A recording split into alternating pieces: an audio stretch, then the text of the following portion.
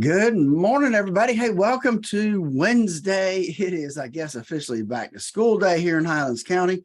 And I hope that your week's going well. Yesterday, not such a good day on Wall Street. We had a lot of red ink, and we'll talk about that and more when Dave joins us here in just a second. Before we do that, though, let's not forget that in this world we live in, there's a lot of things that you and I cannot control.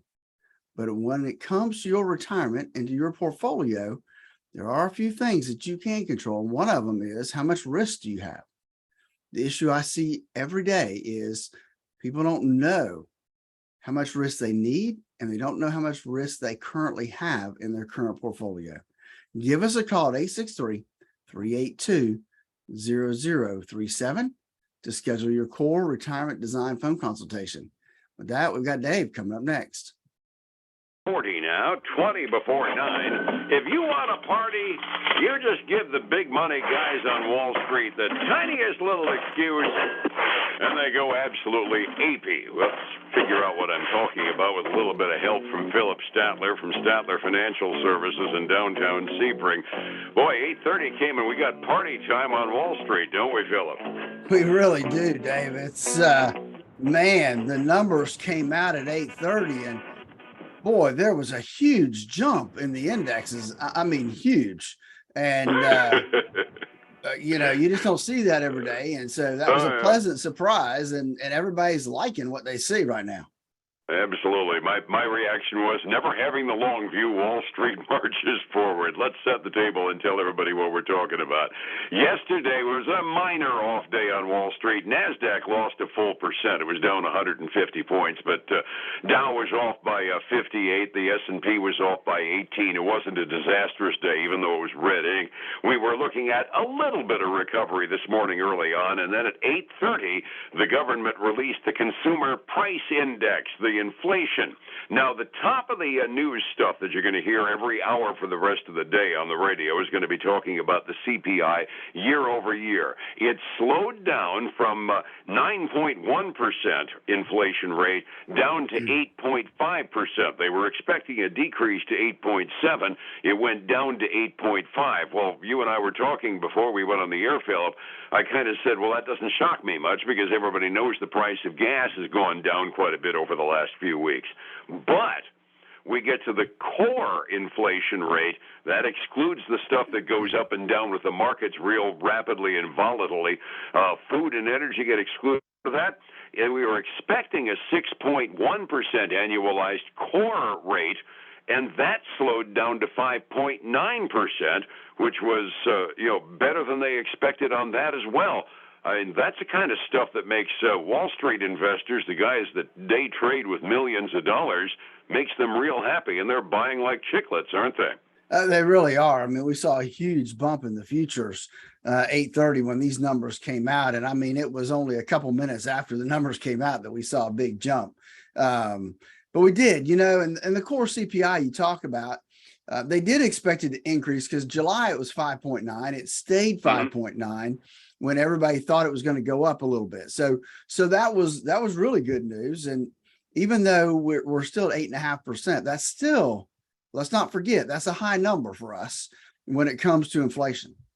Yeah, it still stinks, but in days like this and in atmospheres like this, stinking less than expected is good news. So, exactly. And like I said, looking at the core number when you get rid of fuel, I mean, I expected the major one to go down, the overall, just on the grounds of, well, heck, gas is 40 cents a gallon less than it was. That does make a difference. But when the core ends up leveling off a little bit, it gives folks an early reading, and certainly not a definitive one, but an early reading that the Federal Reserve's interest rate bumps and tightening the money supply up might be having an impact. And you get a couple of months of that, and we start saying, hey, wow, this might actually work. Well, it does. And because the opposite was, I was reading an article, the opposite was a fear, is that inflation, if it had gone up instead of the direction it went down, there was talk actually in some of the talking heads of actually having a mid-meeting increase in interest rates. Now, I remember Milton Friedman doing that a few times when he just unilaterally made a move on his own, even between board meetings. So it's not that uncommon either.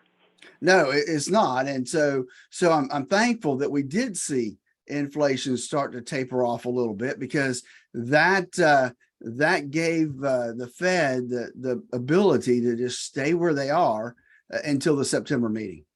Which is probably the best case scenario. I mean, the downside to monthly meetings from the Federal Reserve is that you really don't see how much good you're doing or how much damage you're doing, depending upon how you're looking at it, until a couple of months in on a cycle. Well, they always skip August as a regular meeting of the Open Market Committee.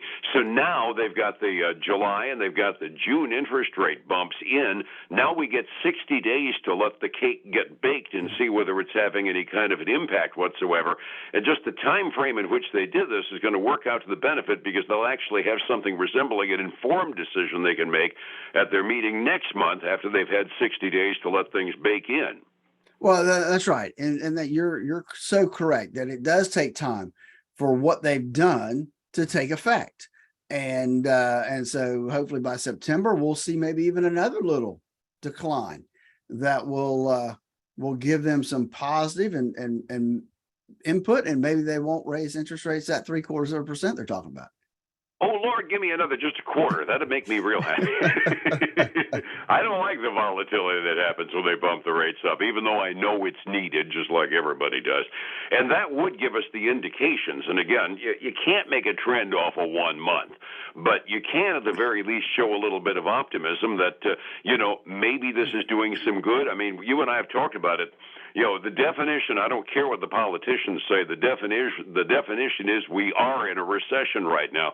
But at the very least, it does show the early signs anyway, the possibility of a soft landing, because the employment market is still strong. I got a report here, business bankruptcies are actually at their lowest rate in 22 years. So we're not putting businesses out of business so far. And if that's the picture we draw of this recession, I'd call it, I'd even be tempted to give the Biden administration a little bit of flack, saying maybe we ought to redefine the definition of recession, because this soft landing could be really nice. It really could be. And it would be amazing if they could actually guide us into a soft landing, because it might even be historic, Dave. I can't remember a time we've actually ever had that quote-unquote soft landing. I mean, Federal Reserve chairs and Treasury secretaries talk about it all the time, but every doggone time they use that word, the recession ends up being real painful, and they almost always are in at least one major sector of the economy.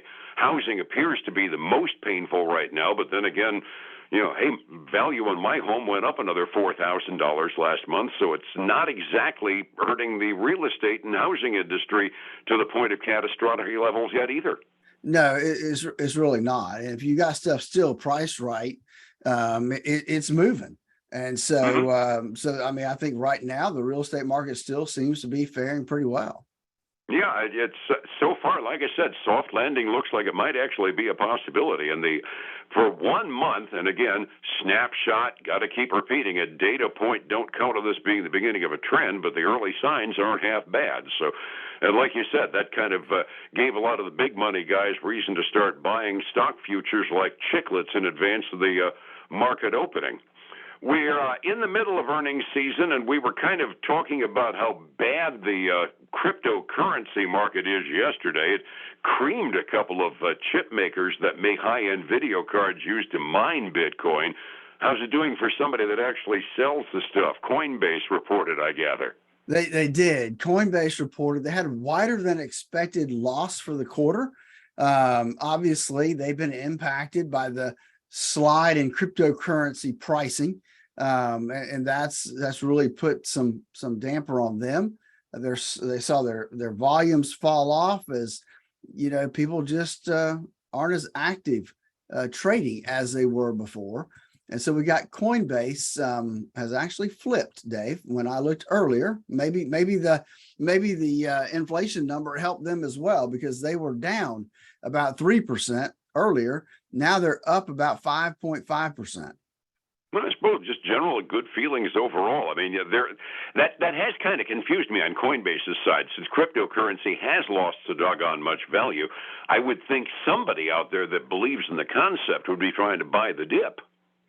Yeah, and I mean, everything came out, and let's just look, because Bitcoin's taking a nice little jump this morning too, up almost 3.75%, and Ethereum's up 6.6%. So it's even helping. Yeah, it's even helping the crypto markets this morning get going. Cool. At least somebody thinks the same way I do, even if I don't have the money to blow on it. All right, so we had a couple other reports come out. Wendy's reported, and they had a mixed quarter. They had better than expected earnings, but revenue fell short of what was expected. And let's see they're still trading down this morning. They're down about 2.25%. The other one that reported was Roblox. Now, it took me a little while to figure out what that was. My staff informed me that that's a gaming company. Their kids play all the time. And so they reported they had a quarterly loss that was wider than expected. And they have a key metric called bookings, and it missed as well. And so Roblox doing a little bit better. It's down 9.1%. Earlier this morning, it was down 15%. Well, even the losers are getting a little bit of traction. They really are. I mean, I looked at them before we went on the air, and they're definitely improving from where they were. The other one I have a couple more, but Wynn Resorts reported a smaller than expected quarterly loss. Revenue was a little less than expected. And that's because of, again, the whole China deal, Macau, being closed down because of COVID and things like that. So they are trading down about 0.5% right now, which they were down about 3% earlier this morning. I have two more for you.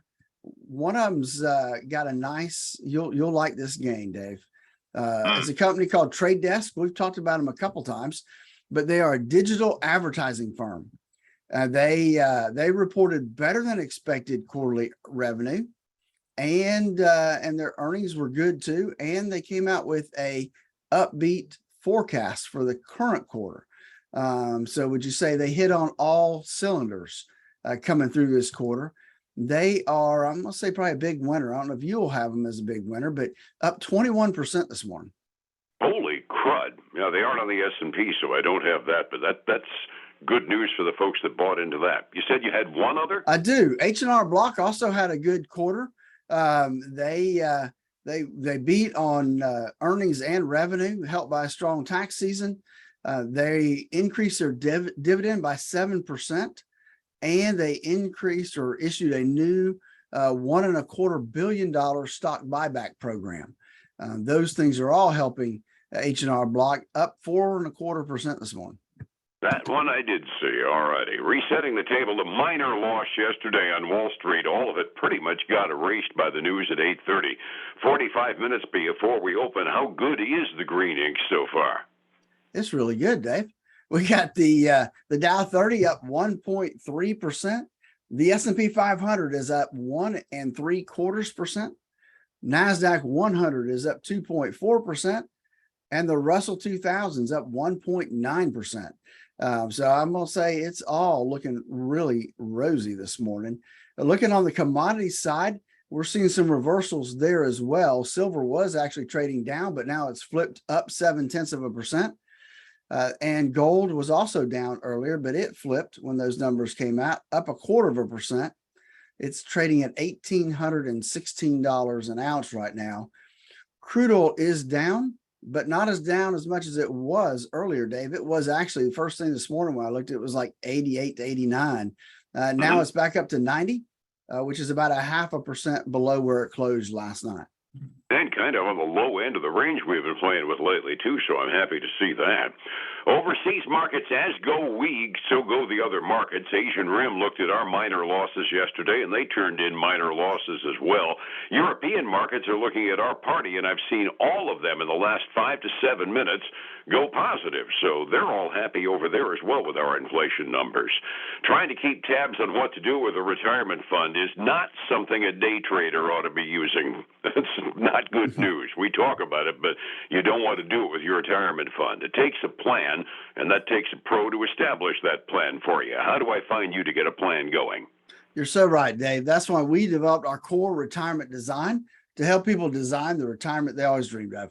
Give us a call at 863-382-0037 to schedule your core retirement design phone consultation. And then join us this weekend for the Statler Financial Radio Show, 6 a.m. and noon on Saturday, 10 a.m. Sunday morning on Highlands News Talk 730 and 95.3 FM. Alrighty, and you'll be back here again tomorrow morning with Scotty sitting in for me for a day, so I appreciate it, Phillip. Be well, and I will see you on next week. All right, buddy. You too. Thank you, my friend. It's 105.7 Light FM and Statler Financial Services, Phillip Statler. Folks, again, I want to thank you for joining us today. It'll be just me and Scotty, which means it'll be mostly me tomorrow and Friday. So I hope you'll join us then to get the market updates and a little commentary here or there. Have a great day and look forward to seeing you again tomorrow. Bye now.